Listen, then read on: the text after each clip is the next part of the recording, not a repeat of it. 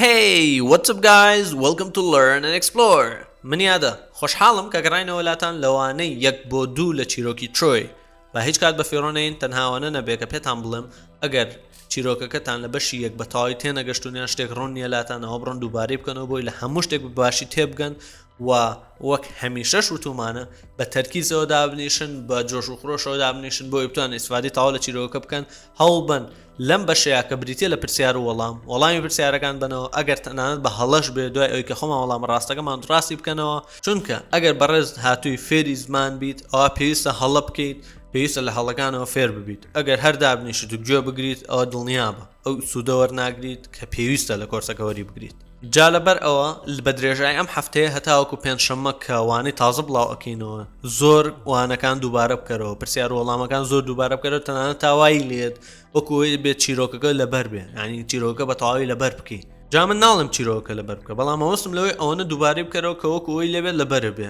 هەر شتێک بڵم لەبارەی چیرۆکەوە یەکسەر بزانین مەسەلەکە چییە و دڵنیا بە بەو جۆرە سوودی تەواو وەرەگریت کەواتە پوختەی قسەکە ئەوەیە کە پێویستە کاتی بۆ تەرخان بکەیت ئەبێ کاتی بۆ تەرخان بکەی ئەگەر ئەتەوێت بە باشی فێری زمانی ئینگلیزی ببیت و هەوڵ بە لە هەموو ڕوویەکەوە ئەو شتانە بکە کە ئاماژەیان پێەکەین بۆ ئەوی بتوانیت سوودی تەواو وەربگریت جا لەبەرەوە یەکسەر با بڕێنە سەر question and answers ئەمە یەکێک لە گرنگترین بەشەکانی کۆرسەکە کە بریتیە لە پرسیار و وەڵام من پرسیارەکەم بەڕێز وەڵامەیتەوە پێکەوە دواتر وەڵامە ڕاستەکە وەرەگرین لەبەرەوە stay focused let's get started Okay, جاب پرسیارێکی یاسان دەست پێکەین we're starting with an easy question okay who must die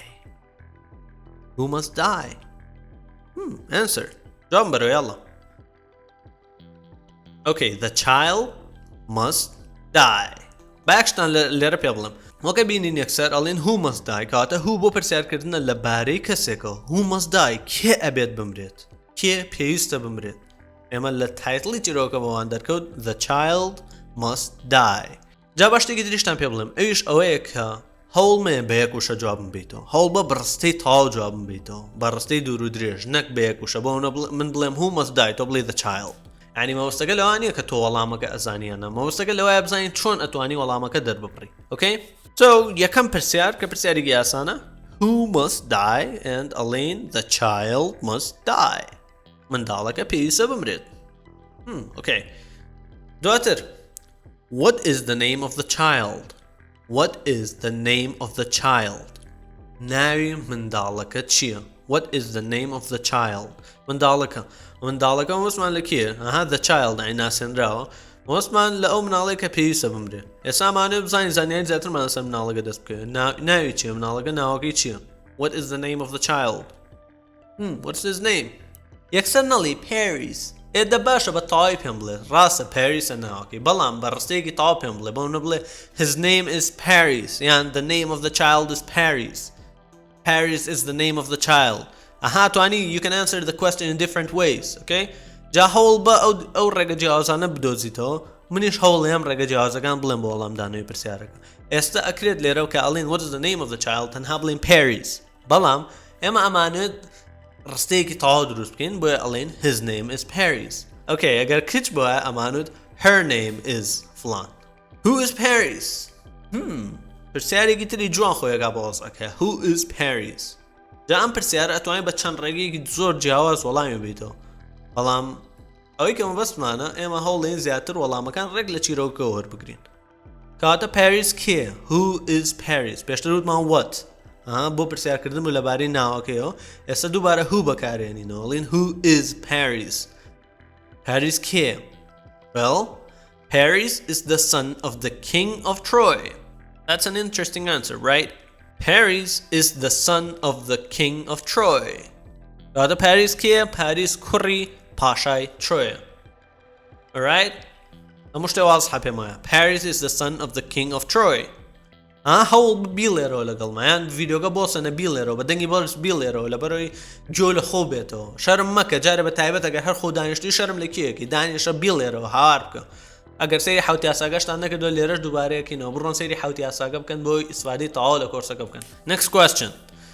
who is the queen of Troy and who is her king ڕێک لە چیرۆکەیە لە ڤیدیۆ یەکەمە ڕێک وەڵامی ئەم پرسیارەمان نایەوە Who is the queen of Troy? واتەی چییە؟ کێ شاژنی ترۆیە؟ And who is her king? و کێش پاشاکەیەتی؟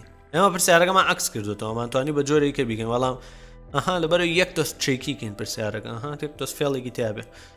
ئۆکەی یاڵا ئەڵێن چی بۆ ئەمەیان؟ ئێوە جواب بنەوە ئینجا ئێمە ڕێنە سەر جوابەکەی. Who is the queen of Troy and who is her king? Well, Hecuba is the queen of Troy and Priam is her king. Okay. Hecuba is the queen of Troy and Priam is her king. Kata Hecuba شاژنی ترۆیە and Priam is her king. ئاگاتان وەک لە یەکەم سەرەتایە وتم لە وانەی یەک بۆ یەکە وتم ئاگاتان لە هز و هەر بێ ئاگاتان لە ئز و ئەموئار بێ ئاگاتان لە هاز و هاف بێ ئیتر تاو فۆکس تاو بکەن ترە شتان دووبارە ناکەینەوە ئێمە بە درێژای هەموو کۆرسەکە لە هەموو وانەیەکە. Okay. When does everything begin? کاتەمە شێوازێکی تری پرسیارکردنێتە ناوە کە ئەویش بەکارهێنانی وێنە. When لە ڤیدیۆ یەکەم یەکسەر وتم بۆچی بەکارێت؟ وتمان when بۆ پرسیارکردن لە کات بەکارێت یان توانین لە ڕستە شاگەر بەکاری بهێنین وتمان everything begins when وتمەوە لەو کاتەیەمانەی ئەوە ئەیات کە کاتێک بەڵام لێرەیە کە لە سەرەتای ڕستەوە هاتووەڵێ when does everything begin لێرەیە بۆ پرسیارکردنە لەبارەی کاتەوە کاتە بێ بە کاتێک جوابی ئێرە بینەوە. چۆن جوابی ئێرەینەوە؟ ڕێک یەکەم ڕستەی چیرۆکە ئەوە everything begins when Priam is the king of Troy and Hecuba is his queen. Right? Am I right? تاو ڕاستە گەمانیە؟ دڵنیام تۆش وەڵامەوەکە بەڕاستی هەیە. کاتە everything begins when Priam is the king of Troy and Hecuba is his queen. Everything begins when Priam is the king of Troy and Hecuba is his queen. جا بە هیچ جۆرێت هەمووی خۆمان تێو بگلین لە گرامەرەوە باسی دەست بکەین تەنها ئەوانەی کە فێری قسەکردن بوون خۆتان زۆر بە ئاسانی توان تێبگەن چۆن دەست لە کوێ بەکارێت دوو چۆن بەکارێت دەست چییە دوو چییە بەڵام بۆیە باسییان ناکەین نامە ینی ئەمە فێری قسەکردن بن بۆیە ناڕێنە بابەتی گرامەرەوە. ئۆکەی جا لەبەرەوە ئەو پرسیارانتان ڕەنگە لا دروست ببێت تەنها لەگەڵ چیرۆکەکە بڕۆن و لەمانە تێبگەن دواترەوانە زۆر ئاسانترە بێت دڵنیاتان نەکەمەوە. ئۆکەی کاتە everything begins when Priam is the king of Troy and Hecuba is his queen. Right? Okay, شێوازێکی تری پرسیارکردن خۆیەکا بە وەزعەکەیە ئەڵێت how many children do they have? That's a very good question, right? How many children do they have? ڕێ هەموو شتێکی تێ ئەم ڕستێ ینی هەموو شتێ دوی تێ هاوی تێ ذەی تێ هەموو شتێک کاتە پرسیارکردنەکەشی تێ طبعا how many ینی چەند کاتە بۆ پرسیارکردن لەبارەی ژمارەوە لەبارەی عەدەدی شتێکەوە how many بەکارهێنین بڵێن how many children do they have چەند منداڵیان هەیە ئەوان مەوەستمان لە کێ دەی جواب بەرەو ماڵە بێخڕێکۆک و ڤیدیۆ یەکەم. Okay, they have 3 children. ئەمە شێوازێکە بۆ جوابدانەوەی ئەم پرسیارە ئەتوانین بە شێوازێکی کە جوابی بێتەوە بڵێن they have 2 daughters and a son. Right? No, ئەڵا بەس right نییە they have a daughter and 2 sons. جا لەبەرەوە stay focused. کچێکیان هەیە لەگەڵ 2 کوڕە. Okay? جا ئەمە ئەتوانین ئەم پرسیارش بۆنەوە بە چەند شێوازێکی جیاواز وەڵامی بینەوە. Okay, they have a daughter and 2 sons. They have a daughter کچێکیان هەیە and 2 sons و 2 کوڕیش. ئەمە وتمان ئەتوانین کاتە ئەمە ینی جەمیعی هەم مناڵانی کە هەیەنە 3 مناڵە ئەتوانین بڵێن they have 3 children. Okay? و ئەشتوانین بڵێن they have a daughter and 2 sons. Alright, next question. What is the name ئەمەش ڕێکۆک و هاوشێوی پرسیارەکانی سەرەتایە what is the name of their daughter? What is the name of their daughter? ناوی کچەکەیان چییە their daughter کچەکەی ئەوان مۆسمان بەڵام ئەگەر تەنها باسی بۆ منە کوین هێکیوبا بکەین بڵێن what is the name of her daughter یان ئەگەر باسی کین پرایم بکەین بڵێ چی ئەویان بە خۆتان جێ هێڵم what is the name of their daughter دووبارەی بکەنەوە well her name is Cassandra نەهاڵین her name لەبەرەوەی باسی کچەکەکەین Okay پرسیارێکی تر هەیە لەبارەی ناوە what is the name of their first son ناوی یەکەم کوڕیان چییە ئەڵێن Paris is the name of their first son no بەسوانیە ناڵە. His name is Hector. His name is Hector. Okay? Yan, the name of their first son is Hector. The name of their first son is Hector. يعني توانين بتنها بلين his name is Hector. Okay? بشياز جواز والله ما ناوتو. تاوك يوش بشياز جواز كان أشنابن. Okay. Who is not happy when Paris arrives? Who is not happy when Paris arrives? يعني توانين بلي who is afraid when Paris arrives? كي قلق كاتك Paris هات. Well, خود أنزان دلنيا. Cuba is not happy when Paris arrives. سيدي كان لم برسياريك الله who is not happy when Paris arrives. وقت بيشتر بيني من وين بو برسيار كردن لكاد بكاره هنري. والله مليريا بو برسيار كردن يا بالكو بو آماجه كردن بوي الله كي دل خوش نبو كاتك باريس هاتنا خزانكو. Well, Cuba is not happy when Paris arrives. Okay? همش تواز happy. ما هاي تكا توزي لسرتا ورم كردنایم لسر پرسیارەکان دواتر پێم وایە ئاسانە بێ بۆ خۆشتان و بەتەواوی تێئێگەن و دەتوانن پرسیار بکەن دەتوانن وەڵامیش بنەوە. Okay. Who is afraid and why? ئەم پرسیاریان دوو بەشە. Who is afraid? هوی تێیە whyشی تێیە why. Why شێوازێکی تازەیە کە بۆ پرسیارکردن بەکارێنین. مەوەسم لەوەیە بۆ پرسیار وەڵامەکەی ئێمە تازەیەکی ناوانە تازە دەزرابێتەوە. Okay. Who is afraid? کێ قەلەقە and why و بۆچی؟ يعني بۆچی قەلەقیشە وەکێش قەلەقە. Okay? پێم وایە زان کێ قەلەقەوانیە. Cuba is afraid بۆچی؟ کاتە وەڵامدانەوەی پرسیارێک کە وای بێ بە بیکازە لەبەر ئەوەی کاتە Cuba is afraid Cuba قەلەقە because لەبەر ئەوەی she thinks ئەو وا بیرەکاتەوە she thinks وا بیرەکاتەوە Paris brings disaster to them. برای ئەو وا بیرەکاتەوە کە پاریس خشتی خراپیان بۆ ئەهێنێ. باش نییە؟ ئەمە ڕێک هەمان ڕستەشمان لە کاتی چیرۆکیان نووسیەوە هاوتمان ئەگەر بەشە ئێمە لەبارەیەوە قسە بکەین بە جۆرێک ئەگەر خۆی لەبارەی خۆیەوە قسە بکە بە جۆرێکە. ئەگەر خۆی بڵێ ئەڵێ چی هەڵێ I am afraid لە چیرۆکەشە تی I am afraid من قەلەقم because Paris brings disaster to us. لەبەر ئەوەی Paris brings disaster to us. ناخۆشیمان بۆ ئەهێنێ. Okay? Who takes Paris away? Next question. Who takes Paris away? جاسێ دیکەن لێرەیە ناڵین who takes away Paris. ئەوەش ئەبێت بەڵام بە شێوازێکی تەواو دروست ئەڵین who takes Paris away. پاریسەکە بخەیتە ناو بکەیتە بینی دووبەشی وشەکەەوە. Who takes Paris away? کێ پاریسی دوور خستەوە؟ کێ پاریس دوورە خاتەوە؟ Prime takes Paris away. کاتە پرایم دووری خاتەوە.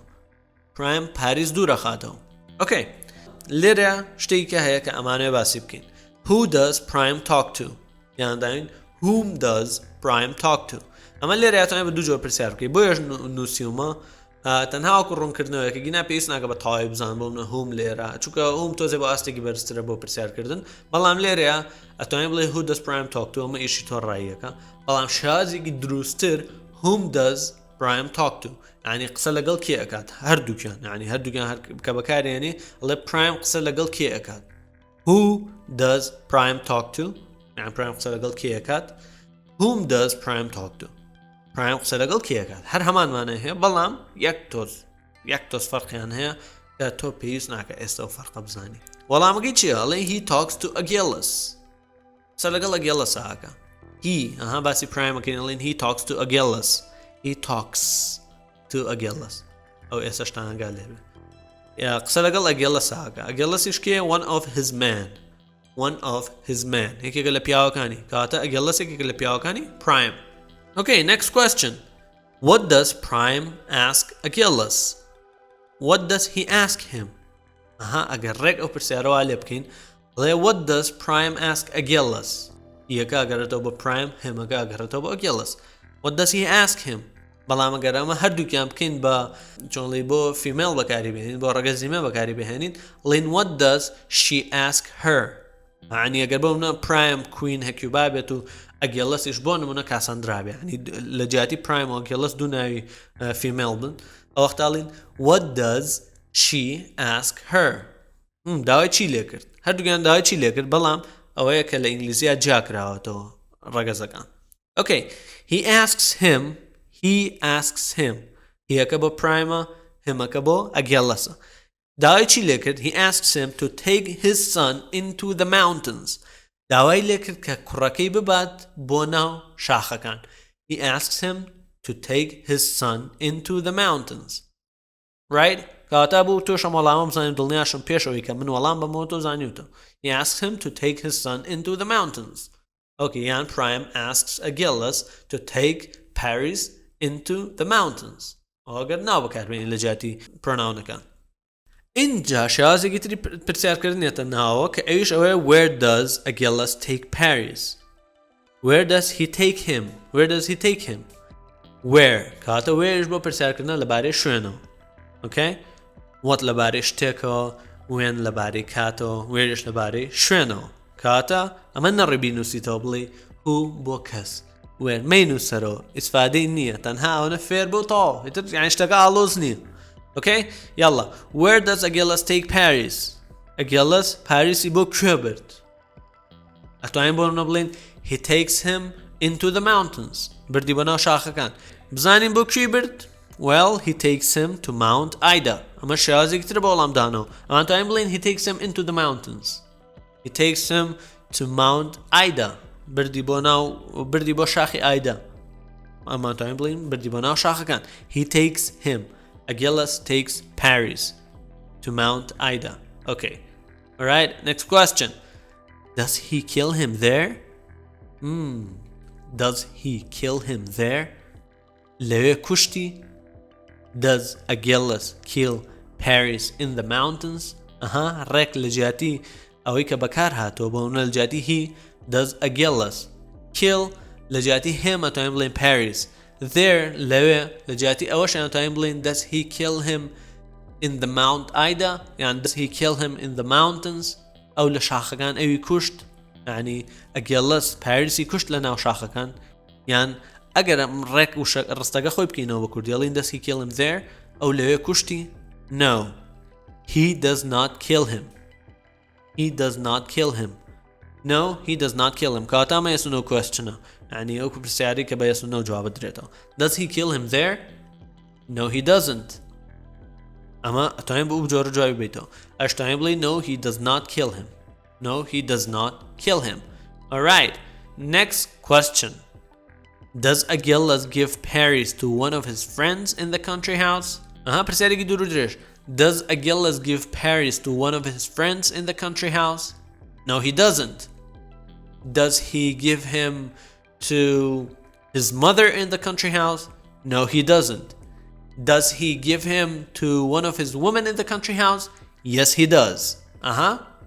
تێگەشتن لەم بەستەکە no he doesn't کاتە نەیە بە یەکێک لە هاوڕێکانی لە خانۆکی ناو شاخەکانیان خانۆکی دەوروبەری شارەکە no he doesn't نەیە بۆ یای بە Achilles gives Paris to one of his women in the country house ئەو وەڵامە ڕاستەکەی لەبارەیان پرسیارەوە okay what does he give prime ماوەسی لە کێیە what does Achilles give prime Achilles چیە بە prime that's an easy question right he gives him a dead dog's heart يعني توانین بۆ پرسیار بکەین بۆ yes or no question بڵین does he give him a dead sheep's heart دڵی مەڕێکی مردارەوە بوو یاپێ no he doesn't does he give him a dead dog's heart yes he does کەواتە what does he give him he gives Prime a dead dog's heart okay he gives him a dead dog's heart يعني he gives Prime a dead dog's heart okay وەکوتم پرسیارەکان بە شێوازی جیاواز وەڵامە درێنەوە جا من ئەگەر بە جۆرێکی جیاواز وەڵام مایەوە واضح نەبوو پرسیار بکە لە کۆمنت بەڵام ئەوەی هەموو واتاکان ئەگەڕێنەوە سەر مەبەستە سەرەکیەکە ئۆکەی تەنها ئەوەی بە شێوازی جیاواز دەرەبڕێن okay what does Achilles tell Prime what does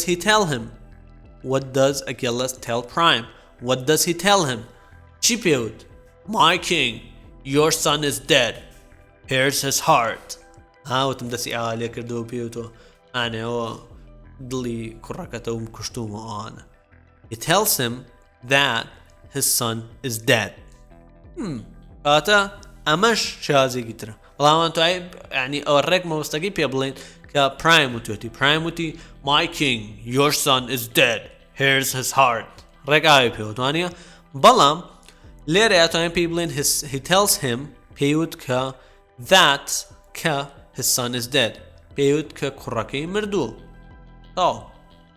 یانتوانین بڵێن my king your son is dead okay ئەوەی پێوت کاتە is prime happy in the end is he happy in the end کاتە prime دڵخۆشە لە کۆتاییە is مان بەکارهێناوە لێرە بۆ پرسیارکردن is prime happy in the end yes he is بەڵام ئەگەر بۆ نمونە باسی کوین هێکی باش بکەین هەڵێن are they happy in the end yes they are is she happy in the end yes she is کاتە توانین بە شێوازی جیاواز وەڵامی پرسیارەکان بینەوە هیوادارم سوودی تەواوتان لە پرسیار وەڵامەکان وەرگرتە بێ هەر پرسیارێک واضح نەبوو لە کۆمنت پرسیار بکەن و هەوڵ بن ئەگەر بۆ نمونە ئێمەش فریانە گوتین وەڵامی پرسیارەکان بینەوە گەریک یەکتان زانیاریکی باشتری لابوو لە کۆمنتە وەڵامی پرسیاری یەکتر بنەوە هاوکاری یەکتر بن لە کۆمنتە و ئێمەش بەپیتوانە هەوڵین لە کۆمنتەکان لەگەڵتان بین ئەگەر پرسیارەکان واضح نەبیان پرسیارێ شتێکتان هەبێت بەڵام هەوڵ ماوە بە هەموو شتێک بە جۆرێک باس بکەم کە واضح بێت و پرسیارتان بۆ نەهێڵمەوە بەڵام ئەگەر لە حاڵتێکا پرسیارتان هەبوو ئەوە بە خۆشحاڵی و تا چەند بتوانین هەوڵین وەڵامی پرسیارەکانیشتان بینەوە بەڵام دووبارە ئەوشتان پێڵێمەوە زۆر دووبارەی بکەنەوە چیرۆکەکە پرسیار و وەڵامەکان زۆر دووبارە بکەنەوە بۆ ئەوەی هەموو شتێک بە تەواوی تێبگەن تەنها بە یەک جار گوێگرتنەوە لی ناتوانانی ئەوەی کە پێویستە وەری بگری لی کاتی بۆ دەرخان بکە ئۆکەی ئێستا یەک شتماوە کە بیکەین ئەویش ئەوەیە fill the blanks چەند پرسیارێکم بۆ داناون کە بۆ خۆتانە و جوابی بنەوە ئۆکەی کە 5 پرسیارە و تقریبا 6 بۆشاییە جا لەبەرەوە وەڵامی بنەوە لای خۆتان لە کۆمنتە ڕێک بەڕیز وەڵامی ئەم پرسیارانەمان پێ بڵێن بزانین کی ئەتوانێت هەموو وەڵامەکان بەڕاستی باتەوە ئۆکەی هەر کەسێکیش هەموو وەڵامەکان بەڕاستی یابوو دڵە سوورەکە وەرەگرێت ئۆکەی کاتە everything بۆشایی when prime بۆشایی the king of Troy okay وەڵامی بۆ خۆتان جێ هێڵم okay they have بۆشایی children وتمان how many children do they have they have بۆشایی children وەڵامی ئەوشمان نایەوە لە پرسیار وەڵامەکە هێکیوبا says هێکیوبا وتی I see Troy بۆشایی years from now okay ئەوشیان هەر بۆ خۆتان جێ هەڵم یاڵە لە کۆمنتە ڕیزی بکەن Paris بۆشایی die in the mountains Does Paris die in the mountains? No, he doesn't die. No, he doesn't die in the mountains. Kata Paris بۆشایی in the mountains. بۆشایی die in the mountains. ئەو ڕستەیەمان بۆ نەگەتیڤ بکەن. Agilles gives a بۆشایی dog's heart to prime. Ocean, that's an easy question. Okay, ئەم 5 پرسیارەش بۆ خۆتان و لە کۆمنتە بە 1 2 3 4 5 وەڵامەکانمان پێ بڵێن بزانین کێ ئەتوانێت هەر 6 وەڵامەکەیان هەر 6 بۆشاییەکە بەڕاستی وەڵام باتەوە یادداری سوودی تەواوتان لە کۆرسەکە وەرگرت بێت و هەتاوەکو وانەی داهاتوو بەخواتان ئەسپێرین و خواتان لەگەڵ